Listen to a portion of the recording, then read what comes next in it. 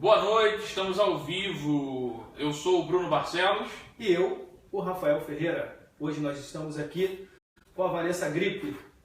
Olá. Bom, a Vanessa vai falar hoje pra gente sobre o transtorno borderline. Se apresenta, Vanessa, pro pessoal. Olá, galera. Eu sou a Vanessa Gripe, sou psicóloga clínica e vou apresentar hoje um transtorno que é o de personalidade borderline.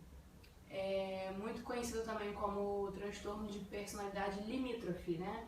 Por conta da classificação de ser um transtorno não exatamente definido por um tipo de comportamento específico, mas por vários comportamentos dentro de um mesmo quadro no paciente.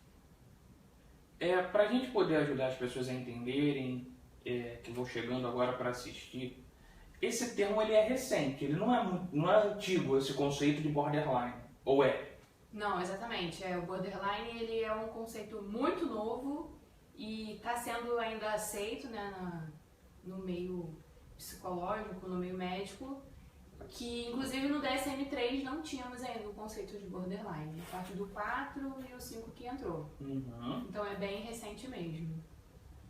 Eu vou pedir aqui para as pessoas que estiverem assistindo que compartilhem, que curtam tanto a nossa página no Facebook, que é a Motiva Consultoria para Psicólogos, como o nosso canal no YouTube, que tem o mesmo nome, e que curtam também a Vanessa, né? Você tem página ou é só perfil? Ainda não tem página. É o perfil. Então, vai me ajudar. Em breve a gente vai botar, como vocês sabem, no final do vídeo, os contatos da Vanessa, para quem quiser mais informações ou mesmo ter algum contato com a Vanessa. E, enquanto isso, vamos compartilhando, chamando as pessoas para assistirem, tirarem dúvidas, participem, mandem as suas perguntas aí. Uma pergunta que eu já vinha formulando é a diferença entre o transtorno borderline para o transtorno bipolar. Sim. Então, o transtorno borderline, ele na verdade ele apresenta quadros de bipolaridade, apresenta quadros de depressão e de psicose em alguns casos, né, esquizofrenia. Então, por isso, eu acho que eu me interessei por esse tema, porque mediante a dificuldade de se diagnosticar um paciente que chega no nosso consultório com uma demanda tão diversificada e talvez tão contraditória do ponto de vista, né, de você dar o diagnóstico. E aí, afinal, meu paciente cada dia chega com uma história. Ele está mentindo? Ele está inventando? O que ele tem, afinal de contas? E eu acho que por isso me chamou tanta atenção. Porque é difícil da gente conseguir diagnosticar um paciente que chegue com esse quadro inteiro e diversificado, né, na nossa clínica, e a gente pode ficar um pouco perdido. Teria algumas características mais marcantes da personalidade borderline, algo mais forte? Sim, o que mais marca dentro do transtorno são os comportamentos de relacionamentos. Geralmente, as pessoas que têm transtorno de personalidade borderline, 75% da população que foi entrevistada, que foi investigada, eram mulheres, e começou a se desenvolver mais no final da adolescência, entre os 18 e para a fase adulta, né? E é a questão das relações, como elas se dão, né? Geralmente são comportamentos de relações abusivas, no sentido da pessoa ter uma autoestima baixa e não conseguir mediar bem essas relações e ter uma dependência emocional muito grande. Então, a partir dessa dependência, a pessoa tem uma relação conturbada demais, e o que a maioria dos pacientes relatam assim, parece que é um pouco ensaiado mesmo. Eu sinto um enorme vazio dentro de mim, muito relacionado às relações, sejam elas amorosas ou afetivas familiares, ou nas relações de trabalho mesmo, por exemplo. O outro é muito importante para essas pessoas. Exatamente. E aí, por conta do outro ser tão importante, esses pacientes eles ficam numa busca muito grande de não se deixar nenhum tipo de relacionamento se esvair. E aí que entra o problema, porque eles ficam o tempo inteiro buscando que nada se desfaça. Só que é aí que as coisas começam a se desfazer, na verdade, né? O famoso quem tudo quer, nada tem. Exatamente, porque as pessoas que estão em volta não suportam e também não entendem, porque acham que a pessoa é uma fresca, né? Ah, que chatice, pô, mulher descontrolada, ciumenta demais, maluca. E aí acaba perdendo esses vínculos afetivos, né? A impulsividade é uma característica forte. É também. uma característica muito forte. A ponto de perder a razão em alguns momentos. Sim, sim. E a ponto de levar a comportamentos não suicidas, né? O borderline, ele não é ele tem ideação suicida, mas não é aquela ideação suicida de fato que vai chegar às vias finais. A maioria é mais automutilação, na verdade. Não tem um comportamento de vou tomar toda uma medicação para morrer de fato. Não, é mais uma automutilação, mas é para sentir aquela dor física mesmo, não necessariamente morrer. Quando diagnosticado, normalmente tem necessidade de tratamento medicamentoso? Existe a necessidade de uma indicação de um psiquiatra? Sim. Como que é feita essa rede de tratamento? Quais são as indicações e as especializações para tratar de um paciente com transtorno borderline? Então, é muito importante a gente ter o acompanhamento psiquiátrico quando diagnosticado um paciente borderline. Porque a primeira conduta que a gente tem que ter como psicólogo é estabilizar, né, se tiver um transtorno de humor, estabilizar o humor. Se tiver depressivo, vamos, né, tratar a depressão. Porque a gente tem que assegurar a vida do paciente. E o borderline, ele tenta muito contra a própria vida. Assim, às vezes na maioria das vezes eles não querem morrer, mas por conta dessa impulsividade de comportamentos, eles têm o uso de substância abusiva. As relações, por serem abusivas, elas trazem muitos danos. Então a gente tem que tratar de imediato, né, a questão da depressão ou da bipolaridade, ou seja lá o que tenha, que esteja mais evidente.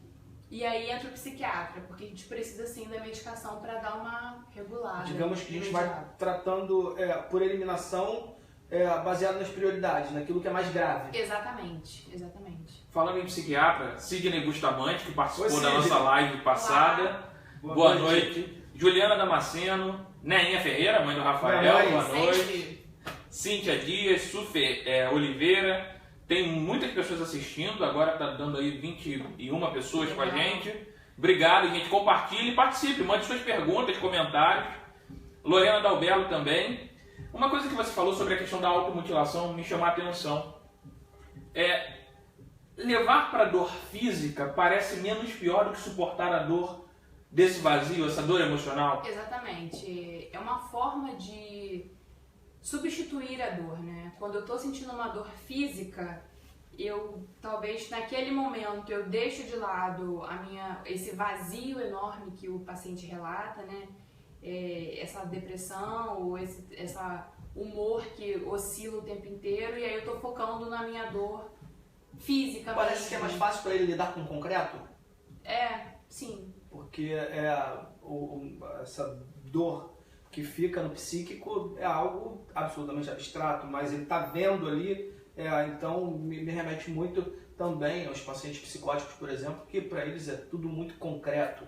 Até para nomear essa dor, né? Exatamente. Porque enquanto ela é abstrata, ela não tem nome. A hora que está doendo aqui, meu braço, esse corte, ganha um nome, ganha uma estruturação qualquer. E é uma forma da gente conseguir enganar, talvez, de certa forma, o nosso cérebro, desviando a dor de foco, né? Assim, é o meu braço que está doendo. Sim. E aí você tem um desvio da atenção ali, por um período, pelo menos. Desloca um pouco desse lugar, né? Exatamente.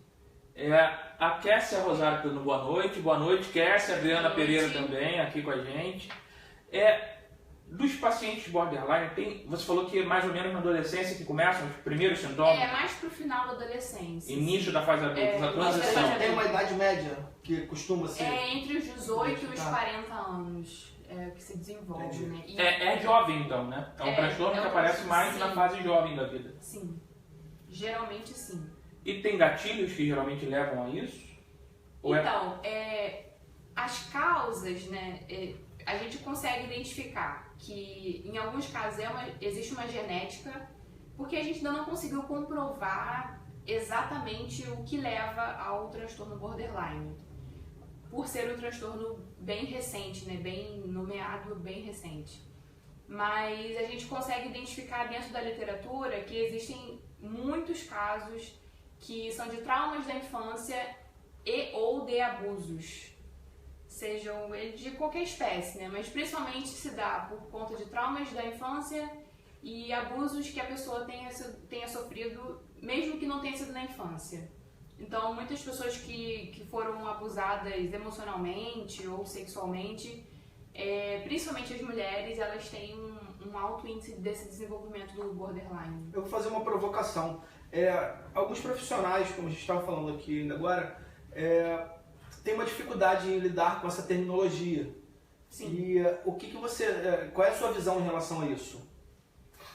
Então, eu também tinha uma certa dificuldade, né? Porque quando eu me deparei com esse transtorno na faculdade, isso me gerou um desconforto também, porque, poxa, eu vou chegar num paciente, o que eu vou falar pra ele? Que ele é tudo, mas não é nada? Como é que funciona isso? Mas, realmente, a gente tem que talvez quebrar certos tabus que a gente tenha dentro do meio acadêmico, de certa forma, mas é difícil mesmo da gente conseguir, né, fechar um diagnóstico, independente do que seja, se for só depressão ou se for qualquer outro tipo de transtorno. A sua resposta tem a ver exatamente com a pergunta que o Sidney fez. O Sidney é psiquiatra. Ah, sim. Ele está comentando aqui, perguntando se a gente ainda percebem dificuldade para profissionais firmarem esse diagnóstico. Bastante, porque eu já ouvi muitas pessoas falarem que fala que é borderline quando você não sabe fechar um diagnóstico, ou porque você não sabe o que é, e aí você... eu não acho que isso seja péssimo, isso, né? Exatamente. Quando você não sabe o que é, fala que é isso. Não, então, quando você não sabe o que é, você não fala nada, né? Não dá Perfeita diagnóstico sem saber. Investiga mais, procura saber melhor, né? Procura mais da vida do paciente, o que ele vai trazer, para dar um diagnóstico correto, porque você também diagnosticar errado, né, gera uma questão muito ruim no paciente, porque você vai talvez dar uma nomenclatura eterna pro cara e ele pode aceitar isso, né? Até porque se é um transtorno que passa por essa dificuldade de nomeação, né, você acabou de fazer um comentário interessante, né? Se você tem tudo, mas também não tem nada, o que ele quer é um nome, né? Deve ser angustiante você estar sofrendo sem saber do quê. Exatamente. Porque você tem tudo e ao mesmo tempo nada. Então, tem que ter muito cuidado com isso. Sim, e o Sidney mesmo na semana passada, semana retrasada, ele fez uma colocação aqui em relação nós não somos obrigados a saber tudo, e às vezes você vai cair numa situação, num determinado paciente, uma determinada avaliação, em que você não vai saber. Mas não é feio, não é vergonhoso você buscar as informações, de repente até indicar para um profissional que seja mais qualificado que você, para aquela psicopatologia, ou aquele sintoma que você acaba tendo em contato. Mas aproveitando a pergunta do Sidney e esse comentário que a gente está fazendo, esse conceito de borderline ele ainda é novo e parece que não tem uma unanimidade, ainda há discordâncias. Sim, por ser um conceito novo e por a gente está tratando de questões muito fortes, que é a depressão, que é a psicose em alguns momentos, que é o transtorno bipolar, eu acredito que muitas pessoas no meio acadêmico, científico ainda não aceitam essa nomenclatura, porque são muitos transtornos e muito importantes, né? Muito talvez difíceis ou demorados de serem tratados, e aí você vai dizer para um paciente que ele tem tudo. Eu acho que essa é a dificuldade de aceitar o borderline, de aceitar a nomenclatura borderline. É você dizer para eu, enquanto psicólogo, enquanto profissional, reconhecer que meu paciente está passando por um momento que hoje ele apresenta um quadro depressivo e amanhã ele apresenta um quadro psicótico e amanhã, depois, daqui a um tempo, ele talvez apresente um quadro de mania. Então, eu acho que essa é a dificuldade, né? Se deparar com o novo e aceitar, talvez, essa nomenclatura. Sidney continua aqui. Eu ia dar boa noite para algumas pessoas. Ah, sim. A gente já volta lá para você, Sidney. É porque hoje Sempre a Neinha, a mãe do Rafael, está presente. Mas hoje a minha mãe está presente. Boa! A Anete Fernandes. Gente, Boa noite, mãe. Falou que também viu, não sei se ela Como é que é o nome dela? Sirlene. Olha, ainda não apareceu pra mim, pelo menos. Mãe, fala sério. É porque tem muita gente que tá ao vivo com a gente, mas não aparece aqui. Então a gente tem a Angélica Nelise dando boa noite, a Ana Paula Richard, a Simone Terra, a Carla Amaral, a Natália Carolina, irmã do Rafael, Vanessa Salles. Podemos seguir aí para a pergunta do Sidney. O Sidney, ele colocou aqui, dentro da mesma questão, você percebe que os profissionais em terapia ainda têm dificuldade em lidar com tais casos? Sim. Tem dificuldade porque eu acho que por não aceitarem, talvez, essa nomenclatura de alguma forma, quando se depara com um paciente que apresenta um pouco de tudo e talvez ter que dizer que é borderline, mas você não aceita o conceito, eu acho que essa é a dificuldade. Talvez a dificuldade seja a falta de busca de conhecimento. Eu acho que é importante a gente estar aberto ao novo e a ciência está avançando dia a dia, né? Então, assim, coisas novas vêm sendo descobertas. Então, apesar de terem coisas clássicas que a gente sempre vai receber no consultório, a gente também vai receber demanda que é uma coisa nova, inusitada. E talvez seja até uma pesquisa que a gente mesmo possa estar dando início e descobrindo algo novo, cientificamente, né? E existe alguma proposta terapêutica mais específica para casos borderline? Sim, então, a doutora Marcia Linehan, ela é uma psicóloga americana que ela foi diagnosticada com transtorno borderline e a partir de então ela desenvolveu um tratamento específico dentro da terapia cognitivo-comportamental, que é o tratamento dialético, né? Que é justamente isso, a gente tratar primeiro a saúde, a integridade física do paciente e após a gente conseguir mudar os conceitos emocionais, os conceitos de vida, a self mesmo do paciente, como ele se vê, como ele se enxerga, e a gente conseguir identificar que isso está equilibrado, que o paciente não está correndo risco e nem está colocando, nem está evidenciando que vai colocar alguém em risco, a gente começa a trabalhar os conceitos dele enquanto paciente, enquanto pessoa, né? O que eu tenho que mudar no meu comportamento? O que originou esse transtorno? O que eu tenho que fazer diferente para que isso não volte? A gente não está falando de cura, mas eu acredito no equilíbrio, né? Na felicidade do paciente, no bem-estar. Apesar de eu ter sido diagnosticado com isso, talvez eu não seja isso, talvez eu esteja isso. Eu acho que isso que é importante. Não é vestir uma camisa que sou borderline e agora eu sou borderline e a minha vida vai girar em torno disso. Tá, eu fui diagnosticado, mas eu posso viver bem apesar de. Sim. Eu acho que essa é a ideia, né? Então, o pessoal de Portugal tá com a gente reclamando aí que a gente deveria fazer a live 18 horas porque tá quebrando ele lá. Poxa. Esse é meu primo, Fabrício, ele tá morando em Portugal e ele tenta sempre tá aí com a gente às quartas-feiras. E a Rose Martins também tá dando boa noite. Boa noite, Rose. Boa noite, Rose. E a todos que estão acompanhando aí a gente. Esse combo, ele é muito complexo, porque ele vai de pontos muito extremos, né? Sim. Da psicose, a neurose, da depressão, a mania. E é muito difícil, porque são propostas de tratamento que são diferentes de um modo geral. Sim. Se trata por consulta, de como ele se apresenta, ou se tem um traçado de tratamento a médio ou longo prazo? Então, o tratamento de transtorno borderline, ele é um tratamento longo. Então, assim, o quanto antes a gente conseguir fazer esse diagnóstico, melhor para o paciente, porque a gente já começa o tratamento adequado e correto. O que eu identifiquei mediante as minhas pesquisas e mediante a minha vivência com o transtorno borderline? Que o paciente chega no consultório e a gente vai dizer que ele é depressivo, e a gente vai tratar depressão. Só que não é só isso. E aí, todas as outras coisas que vêm junto com o transtorno estão ali. Então, beleza, é perdido? Não, você está tratando uma causa. Mas não é o todo, não é tudo que o paciente vai te trazer. Então, eu acho que isso que me atraiu tanto no borderline, né?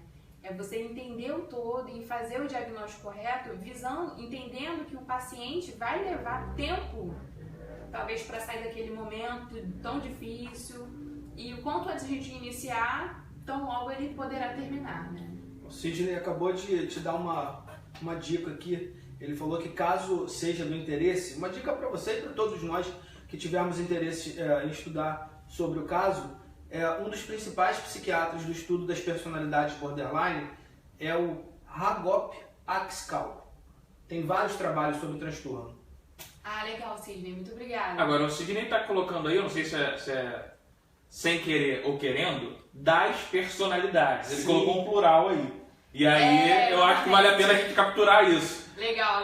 É Como verdade, é que... sim, tem razão. Seria algo mais amplo do que uma personalidade. Sim. É porque como a nomenclatura é o transtorno, né, a gente acaba singularizando. Mas perfeitamente... É o transtorno das personalidades borderline. Exatamente. É isso. É porque é um aspecto. Exatamente, é porque tem múltiplas personalidades aí dentro, né? Eu não sei se eu estou correto em afirmar isso. Seria o transtorno das personalidades borderline por si só já uma comorbidade? Sim. Porque se a gente está falando, até para algumas pessoas que não entendem dos termos, quando uma pessoa tem uma morbidade é uma única patologia. E uma comorbidade é mais de uma ali que se dá juntas. A gente consegue identificar que tem mais de uma. Então, o transtorno das personalidades borderline já é por si só uma comorbidade, então. Também, porque ele também tem as comorbidades. Seria comorbidade da comorbidade.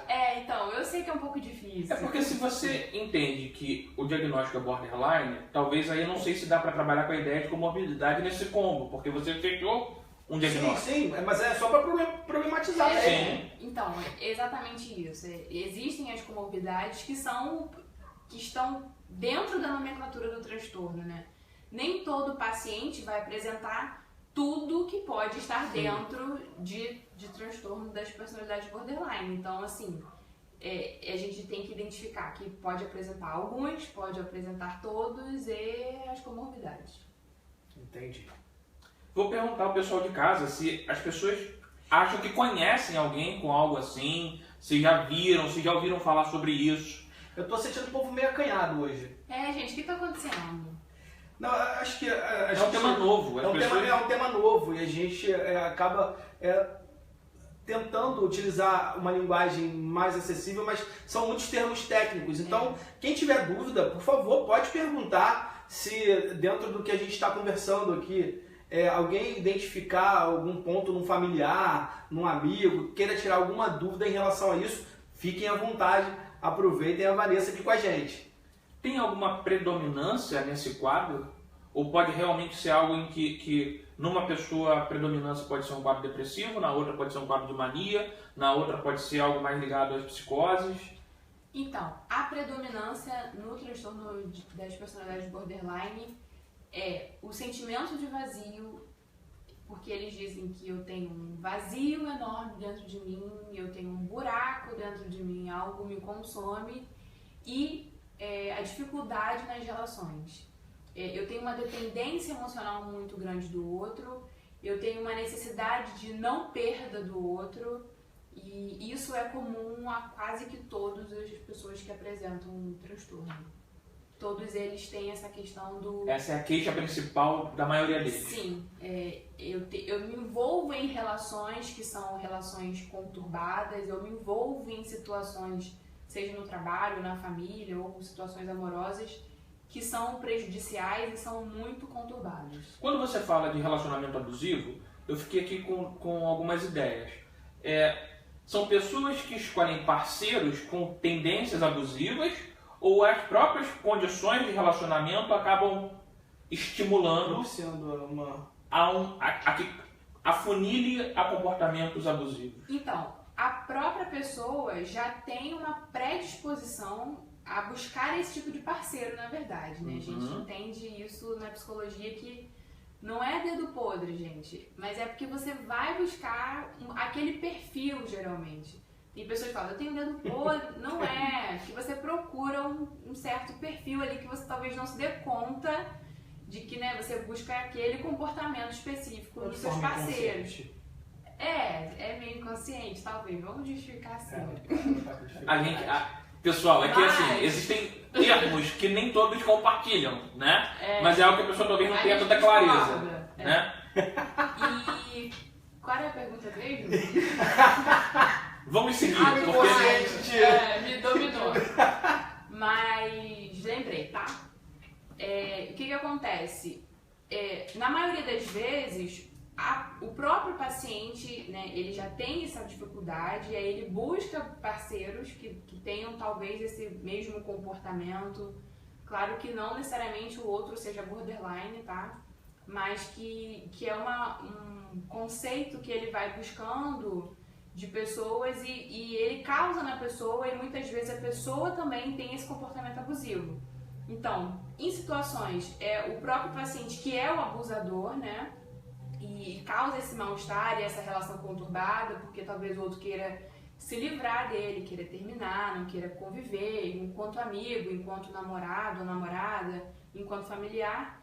E muitas vezes a pessoa é o próprio abusador também, e aí criou aí uma explosão, né? Porque são pessoas, esse aspecto borderline, são pessoas que acabam demandando muito das suas relações. Sim, porque quando a gente tem uma pessoa que tem uma dependência afetiva muito grande, é um pouco difícil de se conviver realmente. Porque sufoca, né? Exatamente. Os familiares não aguentam porque tá sufocante, porque é chato, porque, poxa, você vem reclamar da mesma coisa e você tá chato, porque você, né, fica aí me exigindo. Então, assim, tem uma cobrança muito grande. E talvez por essa luta de não quero perder nunca, porque já que eu conquistei esse afeto, eu não quero perder. E aí eu acho que o paciente borderline, ele intensifica demais a relação, então ele quer estar junto o tempo inteiro, e aí ele quer vigiar, e ele quer ir buscar um trabalho, e aí entra essa relação abusadora, né? Talvez não tenha ficado tão claro quando eu disse a relação abusiva, eu acho que é mais nesse sentido, né? Da pessoa sufocar o outro. Antes da gente passar para algumas pessoas que estão já perguntando aqui, você falou ainda agora sobre as relações familiares, inclusive. Após ser diagnosticado um paciente com o transtorno, quais as indicações para essa família? Tem alguma indicação de um suporte? O próprio psicólogo vai dando alguma orientação? O que você tem a falar sobre isso?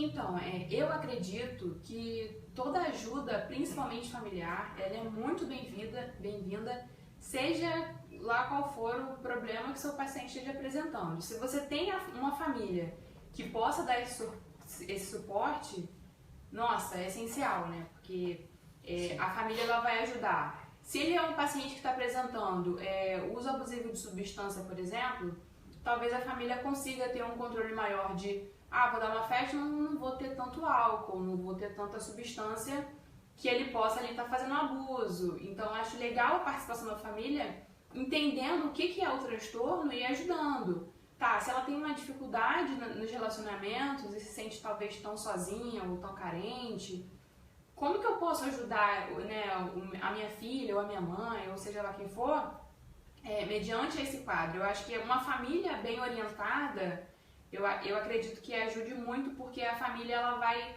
estar ajudando o tratamento do paciente, né, evitando certas situações também, evitando talvez as críticas, porque, né, como a gente tem um paciente que tem inúmeras características, eles são muito criticados, né? Então, assim, essa crítica direta, essa não valorização do problema do outro também eu acho legal enfatizar com a família. Olha, está passando por um momento delicado e a gente precisa da ajuda de vocês, né, de não enfatizar que a pessoa é de tudo ruim também. E é um quadro de autocrítica muito grande também para quem é portador do transtorno. Sim, por conta da baixa autoestima, né? Então, além de cobrar tanto do outro, por estar tendo a baixa autoestima e não saber lidar com isso, a crítica de si mesmo, então, é enorme. Tem alguns comentários aqui. Paramos na chegada da Ana Luísa Drummond. Na verdade, aqui tem algumas coisas aqui da Tayane Alvarenga dando boa noite, a Camila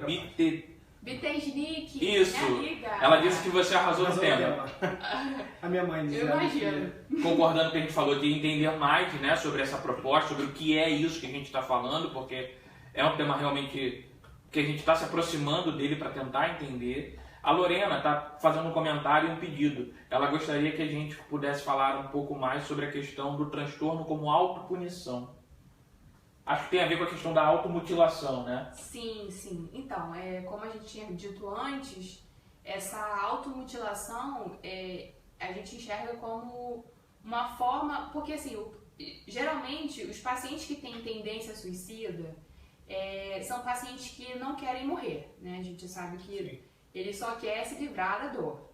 Isso que é importante a gente, enquanto psicólogo, enquanto família, enquanto sociedade, entender que o cara não está tentando ali se matar porque ele simplesmente quer chamar atenção. Ele tem uma dor psíquica que é muito maior do que a capacidade dele naquele momento de querer sobreviver. Eu até costumo conversar com algumas pessoas que me perguntam sobre a questão do suicídio, por exemplo. Eu falo, bom, vamos lá, o nosso corpo ele tenta salvar a gente o tempo inteiro. Sim. Quando você bota a mão no fogo, a sua reação é tirar a mão do fogo. Então, quando o seu corpo vai tentar te salvar, seja lá qual for a situação de risco que você esteja, quando você consegue ultrapassar essa barreira do meu corpo que está tentando me salvar, então dá pra gente talvez entender o que é uma dor psíquica, né? Você está conseguindo ir para além do...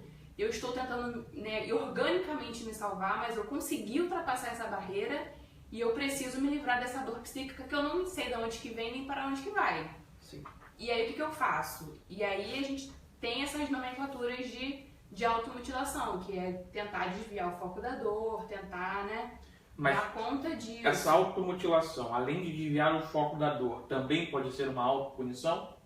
Ou geralmente não? Olha, eu acredito que sim, porque por conta dessa baixa autoestima que a pessoa tem, né, aí tá num relacionamento amoroso, e aí não deu certo. E aí brigou por algum motivo e a pessoa falou que quer terminar. Ah, mas eu não presto mesmo, porque eu sou isso e eu sou aquilo. E aí se pune se machucando, né, se mutilando. Porque pode ser exatamente uma composição dessas duas dores, né? A dor de se sentir um lixo, Exatamente. como ser insuportável ser um lixo e preferir uma dor física do que essa dor emocional ou psíquica. Exatamente. A Laís Lopes está comentando, então acontece autossabotagem? A Daniela Pontes também está com a gente, a Dani aqui. Dani! Oi Dani, tudo bem?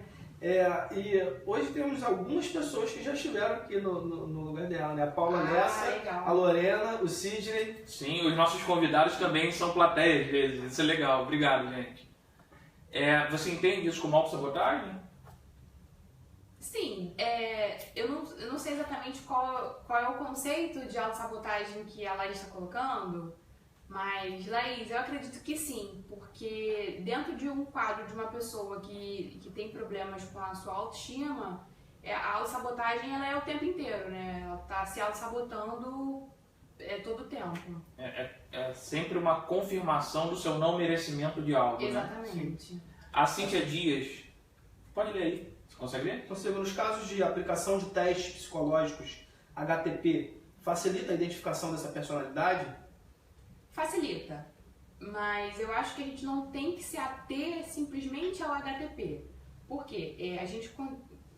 Geralmente a gente vai dar o diagnóstico do transtorno das personalidades borderline através da intensidade, frequência e duração. Então, em que momento que meu paciente fez o teste e apresentou ali algumas características, mas vai apresentar tudo? Em um teste só, então eu vou ter que aplicar todos os testes para saber se ele tem tudo.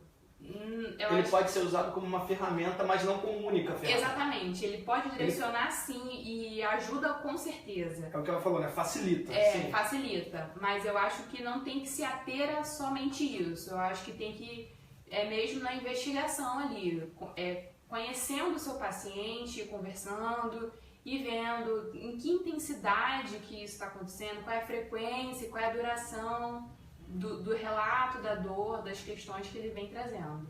O Marco Antônio Moreira está perguntando se essa síndrome é genética ou pode ser algo que se adquire ao longo da vida? Então, como a gente tinha falado no início, existem casos, né, que a gente consegue identificar que são casos genéticos, mas que a maioria dele a gente identifica que foram questões de abuso na infância e abusos fora da infância também. Na vida adulta ou adolescência, as pessoas que sofreram algum tipo de abuso, elas também desenvolvem um transtorno. Nesse caso do abuso, é um abuso no caso concreto ou pode ser também a percepção da pessoa de um abuso?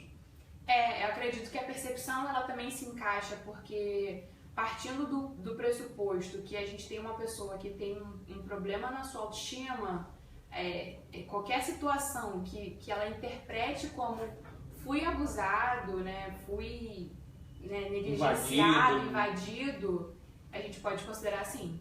Legal. Sidney, sujeitar-se a essas situações pode ser uma ilusão de segurança e conquista? Situações de relacionamento abusivo, né? Porque ele já tinha perguntado há um tempo. Sim, então, exatamente. O que acontece?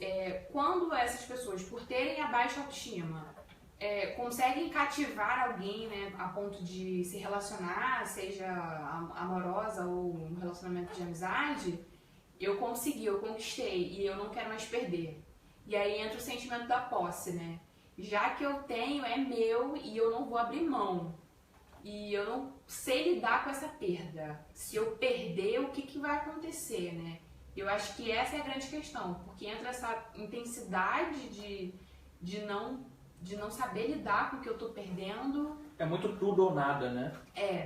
E o Sidney está comentando que pela experiência dele, são pacientes com extrema dificuldade em lidar com limites, o que corrobora tudo isso que você está colocando. Exatamente. E eu acho interessante justamente a nomenclatura, né?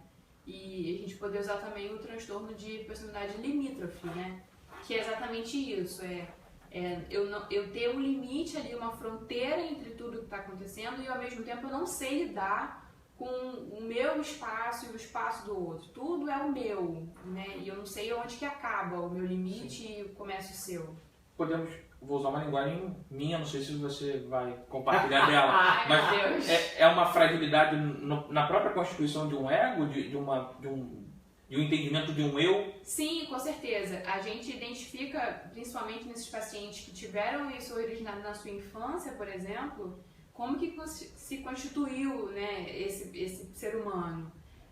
Quais são as crenças que eu tenho de mim mesmo, né, quais são as minhas crenças centrais. Tudo bem que eu estou respondendo a sua pergunta com a sua linguagem. Com a minha linguagem. Mas o importante é que o pessoal em casa entenda, porque a gente está se entendendo aqui. É importante isso. Mas é exatamente isso. É como que eu me desenvolvi enquanto pessoa, enquanto que eu... como que foi isso, né? Como que eu me vejo, como que eu desenvolvi meu ego aí nisso tudo. Tem aqui alguns elogios, né? O Antônio está dando boa noite, dizendo que somos demais, parabéns. Um forte abraço de volta aí. Antônio. A Paula Lessa, que também esteve com a gente aqui, está dando boa noite, dizendo que tem muito apreço pelo tema. Legal. A Lorena Dalbello está comentando que a morte como a busca pelo significado da própria vida. Tem um livro maravilhoso sobre esse tema do suicídio chamado O Suicídio e Alma. É mais uma sugestão aí de leitura Obrigada. Eu acho muito legal essas contribuições que a gente vai recebendo, né? Sim. Porque agrega muito valor. O Fabrício André, ele está falando, essa síndrome se confunde com várias outras. Como chega a uma certeza que é a borderline? Que pergunta difícil. Então, é exatamente essa questão que eu até comentei com eles aqui antes da gente iniciar, né? Em alguns casos, por exemplo, eu acredito que a gente não vai conseguir chegar a um diagnóstico fechado de que o paciente é borderline. E eu acho que é isso que a gente, enquanto profissional, tem que começar a entender e se abrir um pouco para perceber que é difícil sim, mas que o objetivo principal da terapia, né, da gente trabalhar também em conjunto com a psiquiatria, é promover a saúde para o paciente, é trazer o bem-estar. E fechar esse diagnóstico não tem que ser mais importante do que eu gerar o bem-estar e a saúde física e mental do meu paciente. Então, talvez eu não consiga fechar um diagnóstico para alguns casos, mas se eu estou vendo que a partir do tratamento do controle da ansiedade, do controle da depressão e tudo mais que possa vir a estar acarretado a isso, o paciente está respondendo bem e está desenvolvendo e está melhorando, pô, a gente está atingindo a nossa meta. O foco maior é a pessoa e não a doença. Exatamente. A Lorena falou ali da morte e você estava falando em algum momento sobre a dificuldade em lidar com a perda dentro de um relacionamento amoroso. Me veio uma questão em como que esses pacientes lidam com a morte do outro propriamente dita. Você já teve algum A tipo morte de contato? real, né? A perda de alguém. A perda de alguém de forma real. Porque isso é uma perda sem escolha. Mas ser largado também no altar é uma perda sem escolha, né? Sim, mas assim, é uma coisa que é natural. As pessoas vão morrer inevitavelmente e que na cabeça do paciente, no pensamento, o paciente foge do controle dele total, porque o entendimento dele é que ele ainda tem um certo controle ali. Eu não vou largar, é meu, mas quando existe de fato uma morte, Um limite. deve ser muito difícil para esse paciente lidar com isso. Então, exatamente. Se a gente entender que esse paciente tinha uma relação, né, de apego muito grande com essa pessoa que veio a falecer, a gente tem aí uma perda muito mais significativa e muito maior na vida desse paciente, né? E com certeza as perdas, de modo geral, para um borderline, elas são, mesmo que não total, né, mesmo que não uma Sim. perda de morte mesmo, ela já eu me arrisco a dizer que talvez esteja equiparado, né? A gente vai ter que trabalhar isso enquanto a superação dele de lidar com essa perda. A elaboração do luto vai ter que ser feita de Vai uma ter que forma ser ou de feita outra. de qualquer forma, porque a gente entende tudo enquanto luto, né? Mesmo que seja uma separação e o outro não tenha morrido, ele é um luto. Talvez com uma pessoa viva você possa se retratar diretamente a ela e resolver as questões. Mas uma pessoa não mais estando no nosso plano físico aqui com a gente vai ter que trabalhar esse luto de uma outra forma. A Adília Varandas, ela praticamente riscou um fósforo na pólvora, assim. Tô brincando, Ai, meu porque Deus. ela deu boa noite e perguntou qual é a abordagem usada por vocês. A prioridade é a convidada. Qual a sua abordagem? Então, gente, eu uso a terapia cognitivo-comportamental, essa é a minha abordagem. Você me falou a palavra. Eu sou da psicanálise, mas a gente consegue dialogar. Com certeza. Sim, eu tenho utilizado a base da psicanálise, mas eu lembro muito de conversar com alguns outros profissionais de que é importante, sim, que a gente tenha a nossa base, mas não se fechar ao entendimento das outras. A gente está aqui conversando em abordagens diferentes, mas tentando se encontrar dentro das linguagens. Sim. A Sabrina Campos deu boa noite. A Evani Marta Elias também deu boa noite. Boa noite. O Antônio está fazendo um comentário e pergunta. Resiliência é conviver e administrar os problemas, mas até quando? Acho que é uma pergunta quase retórica, né? Porque aí o limite é uma questão de limite, mas aí de quem aguenta, né? Exatamente. Até quando? Tá aí a pergunta, né? Acho que cada um tem que responder essa pergunta individualmente. Porque né? assim, a resiliência, eu acho que é uma coisa que algumas pessoas têm, outras pessoas não souberam desenvolver ainda. Então, a gente consegue, né, trazer essa questão de o que é resiliência pra mim e como que eu vou manejar esse lidar com as minhas dificuldades e ser resiliente enquanto a isso, entende? Sim. Eu acho que isso é muito amplo, na verdade. Até porque, em alguns casos, aí é uma opinião pessoal, né? Eu acho que a gente tem que ter o cuidado da nossa resiliência não acabar com a nossa saúde. Porque aí já não é mais resiliência. Exatamente. Né? Muito bom. Eu nunca tinha pensado sobre isso. Deixa de ser resiliência, né? Pois é.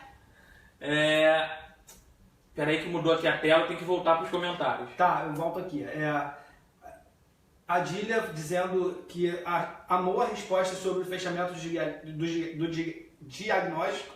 Parabéns. A Sandra Maria Silva de Menezes. Oi, estou achando interessante. Obrigado. Patrick Oliveira mandou um cheguei aqui, o cheguei enorme. Patrick é o meu afilhado. Olá, Boa Patrick. noite. Ana Paula Richard. Isso. E o luto, quanto dura? Boa pergunta, Ana Paula. Então, cada um de nós tem um tempo do seu luto. O meu luto pode durar 3 meses, o de uma outra pessoa pode durar 6 meses e uma de outra pessoa pode durar anos a fim. O que acontece? Dentro do luto existem várias fases e não necessariamente todo mundo vai passar pela fase da raiva, nem pela fase da negação, mas que a gente vai passar por algumas dessas fases. Algumas pessoas passam por todas as fases e outras pessoas não. E tem pessoas que ficam presas muito tempo numa fase só. Tem gente que vai ficar na negação talvez a vida inteira. Vai ficar negando. Então, assim, a fase do luto a gente tem que entender que a gente tem que ultrapassar. Mas estabelecer um tempo não faz sentido, porque cada pessoa tem o seu tempo, né? Cada pessoa tem a sua elaboração dentro de si. Então, assim, é importante a gente conseguir passar a fase do luto para a gente poder seguir a nossa vida de forma saudável, né? Mas estabelecer um tempo não tem como. Vou voltar já para a ordem dos comentários, mas só para que ela fique mais tranquila. Dona Sirlene Gripe Marim chegou e disse: estou aqui, filha. Obrigada! A Laís Lopes parece compartilhar do seu gosto pela terapia cognitivo-comportamental, mandou um coraçãozinho. Tá aí. Mas disse que é muito legal esse diálogo interabordagem. E isso, vou fazer só um parênteses, essa sempre foi a nossa proposta, né? Aproximar a psicologia das pessoas, não aproximar uma linha teórica, é aproximar todas as linhas, Sim. Dialogar. Eu acho que Tá antes de aberto a sermos isso. psicanalistas, TCC, gestaltistas, nós somos psicólogos. Exatamente. E eu acho que levar a psicologia de uma forma mais próxima às pessoas é exatamente isso. Cada um com a sua linguagem, mas que de alguma forma a gente consiga transmitir o conhecimento que a gente tem com todos vocês. Sim, exatamente. Até porque eu acho que as abordagens, na verdade, elas dão conta de como a gente elabora as nossas questões, né? Como que eu entendo o que o paciente está vivendo, como que eu consigo adquirir todo esse conhecimento. Mas que elas se comunicam, no meu ponto de vista, o tempo inteiro. Uma vez eu brincando eu falei que linha é para psicólogo, para o paciente cabe perder a linha. Ótimo! A Catiúcia Pires, ela está dizendo que é interessante o tema dessa noite. A separação não necessariamente retrata somente a perda através de um falecimento. Relações humanas estão tomadas por perdas, quase que constantemente e diariamente. Saber lidar é a grande questão, sem dúvida, Catiúcia. Exatamente, muito bom. A Roberta está dando boa noite para todos. Ela diz que sim, temos uma abordagem, ainda mais quando a psicanalítica não impede que agreguem as outras linhas para complementar o desenvolvimento do trabalho. Fica até mais rico para alguns casos. Sim. Eu acho que todas as pessoas têm ideias e a gente que consegue absorver aquilo que nos é interessante, a gente enriquece junto. Isso aí. Marcela Coutinho. Marcela, quanto tempo? Ela tá dando oi meninos e oi Vanessa, boa noite. Olá, boa noite, Marcela. Adília Varandas, uhul, TCC é vida, meu respeito às outras abordagens. E a Roberta de novo. A Roberta, não cumprir o luto pode acarretar muitas angústias. O padre, que é uma figura pública, está passando por um momento difícil, como é visto na mídia. E que talvez a síndrome do pânico possa ter relação com a perda, com a morte, já que ele mesmo admitiu. Ser humano, independente da sua função social, dos seus valores éticos, religiosos, seja lá qual for, filosóficos, está passível a sofrer, né? E o que a gente tenta, cada um aqui, é ajudar as pessoas a viverem melhor, ou pelo menos lidarem com os seus sofrimentos. Inclusive os psicólogos. Exato. Eu acho que hoje mesmo eu vinha conversando sobre isso, que a gente é psicólogo, mas a gente é ser humano e tem problema e tem dificuldade também. Então acho que quebrar um pouco esse tabu, né, de que o médico nunca vai ficar doente, o psicólogo nunca vai ter depressão, eu acho que é importante também pra gente entender que apesar de termos estudado, de termos especializado, a gente ainda é gente, né? E aproveitando a questão que a Roberta e Hilário levantou sobre o padre, eu não quero falar do padre, mas muitas pessoas às vezes lidam com os transtornos mentais como se fosse falta de fé. Exatamente. E não tem nada a ver uma coisa com a outra. Você pode ter uma fé enorme e ainda assim sofrer de algum transtorno mental. Então acho que é um bom exemplo para a gente entender que não tem nada a ver uma coisa com a outra. Roberta, ela deu beijo, meninos, não vou mais falar, só ouvir, bom demais. Fique à vontade, pode falar. Isso aqui é um debate, você tem que ficar à vontade para falar o quanto você quiser. Gente, vou aproveitar essa brecha, já que tem bastante pessoas assistindo. Curta o vídeo, mas também curta a nossa página no Facebook. É verdade, gente. Nós temos vários canais de comunicação. Nós temos o Facebook, que é a Motiva Psi. O Instagram também é @Motiva Psi. Temos o nosso canal no YouTube, que é a Motiva Consultoria para Psicólogos. Então, assinem aqui embaixo, quando tiver no YouTube, vai ter um sininho e a palavra escrito se inscrever. Só clicar nos dois que você vai acompanhar sempre a gente. E no Facebook, curtam a nossa página e ative as notificações, que quando a gente for entrar ao vivo, automaticamente você recebe uma mensagem que a gente está ao vivo na live. Como é que fica essa questão a gente falou de família, né? Sim. Quem leva um paciente borderline ao tratamento? É a família, o próprio paciente tem esse feeling, essa ideia de procurar ajuda? O que é mais comum? Então, como o paciente borderline ele sofre muito, geralmente ele procura. Mas geralmente quando a busca é do próprio paciente, ela se dá um pouco tardiamente porque ele vai esgotando as tentativas, né? E vai errando e vai buscando tentar acertar e vai muitas vezes piorando ainda mais a situação. Então, assim, de modo geral, o próprio paciente busca, até mesmo porque como a pessoa tem muita dificuldade nas relações, geralmente as pessoas que estão no seu entorno, elas têm uma certa repulsa, evitam muito aquela pessoa. Então, quando o paciente se vê talvez um beco sem saída, e ele vai procurar uma ajuda. Mas eu acredito que seja mais do próprio paciente, sim. E até respondendo uma pergunta que naquela hora eu tinha lembrado e acabou que fugiu, mesmo que a gente não tenha essa parceria da família, apesar de ser imensamente a agregar valor, né, que seria ideal que todos tivessem uma família que conseguisse ajudar, o paciente estando disponível e entendendo a necessidade que ele tem de se elaborar de uma forma diferente do que ele já tem feito nos últimos tempos, é o que vai levar ao sucesso do tratamento, né? É ele entender que ele precisa mudar o seu comportamento, mudar as suas ideias em certos momentos também, mudar o seu conceito sobre existência, sobre forma de levar a vida e tudo mais. E esse vínculo, porque pensando nessa questão dos relacionamentos terem uma tendência a serem relacionamentos abusivos, como é que se constrói o vínculo entre o psicólogo e o cliente, né? Então, o tratamento do transtorno de borderline, ele só se dá, de fato, com sucesso, se houver o vínculo.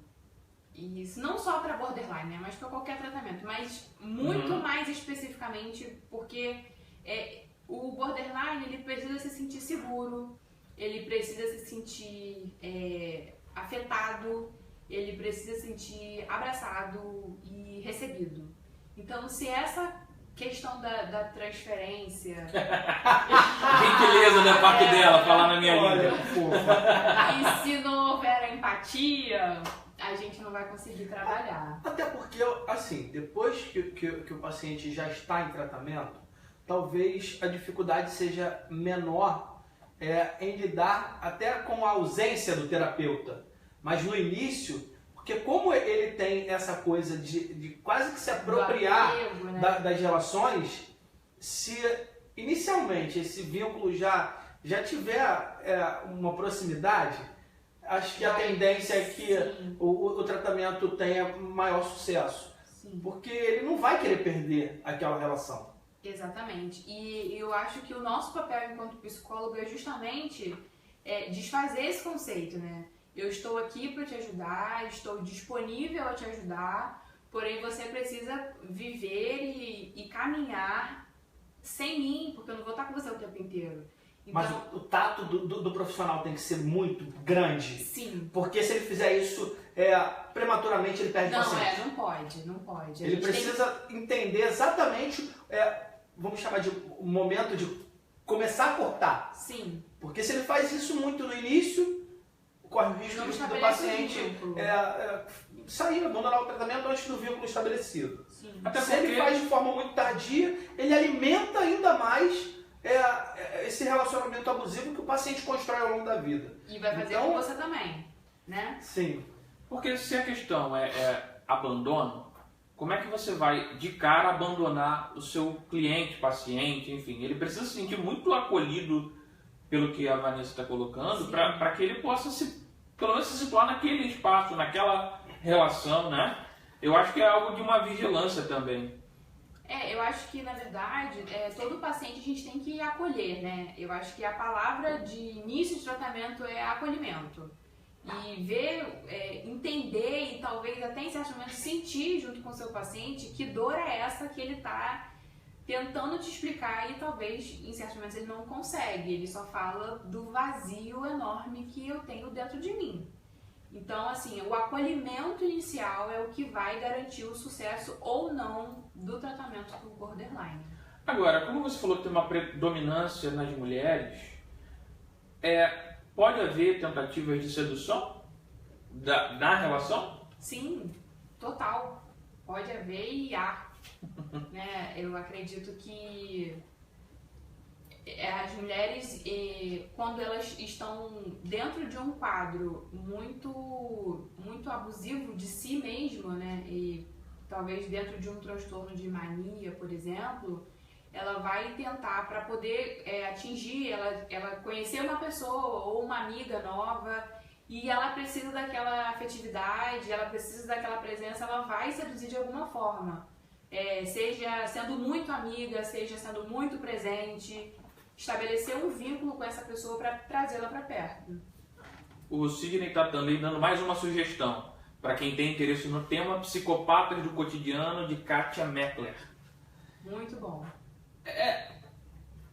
Porque assim, lendo, né, eu fiquei pensando, para quem não é psicólogo, se pode surgir na cabeça da pessoa, então, transtorno borderline é uma psicopatia? Não. Então, foi exatamente o que eu pensei. Mas assim, eu acho legal desse tema você entender o conceito de psicopatia, né? E não esse conceito do senso comum que todo mundo conhece. Eu acho legal essa investigação porque a gente tem uma ideia de psicopata do senso comum que não é a ideia de psicopata que a gente recebe, por exemplo, muitas vezes no nosso consultório e que a gente possa estar convivendo com alguém que tem uma psicopatia. Verdade. A Roberta está comentando aqui, complementando, que é uma patologia. Sim. E ela também, abaixo, ela botou sim, reciprocidade. Sem reciprocidade não acontece a entrega. Exatamente. Gente, são 9 horas, a gente precisa... Já passou rápido, né? Mas já, eu falei. Nossa! Precisamos encerrar. Eu falei nossa porque alguém chegou aqui um pouco nervosa. Não, mentira. E o tempo passou rápido e ela nem viu o tempo passar. É verdade, gente. Bom, agradecimentos. Vanessa aceitou quase que de imediato, com um pouquinho de medo, mas depois ela ficou tranquila. E a gente agradece muito a presença dela aqui. Como vocês viram, é uma pessoa que tem um bom conhecimento no tema, uma ótima psicóloga. A gente vai colocar os contatos dela aí na publicação do vídeo. E obrigado. Eu que agradeço essa oportunidade de estar trocando, né? Na verdade, o borderline surgiu como um tema da minha monografia na faculdade e por ser um transtorno muito novo e não tão difundido, eu acho que é legal a gente compartilhar esse conhecimento que a gente vai adquirindo e foi ótimo estar aqui com vocês. A Roberta Hilário está batendo palminha, Sabrina Campos dizendo que foi muito bom, boa noite. Sirlene Gripe Marim está dando parabéns, mana. Obrigada, mãe. Sabrina está dizendo que são 9 nada, para mim já são 1 da manhã. Ela está lá em Portugal. Francisco Filho. Filho. Internacionais, né? Francisco Filho está dando parabéns a você, dizendo que foi show de bola. Enfim, eu agradeço novamente a Vanessa, foi ótima a participação dela. Agradeço a vocês que estiveram aqui com a gente essa noite, muitos já convidados que estão aí colaborando. Legal. E isso é muito legal ver essa troca acontecendo, porque essa é a proposta. Então, a gente precisa encerrar lá o vídeo. É verdade. Eu vou pedir para o Rafael fechar ali a tela, porque senão a gente não consegue a distância. É isso, gente. Muito obrigado, Vanessa, mais uma vez. Vocês. E até a próxima. Tchau. Até. Não se esqueçam de se inscrever no nosso canal, hein? Até. Tchau. Tchau.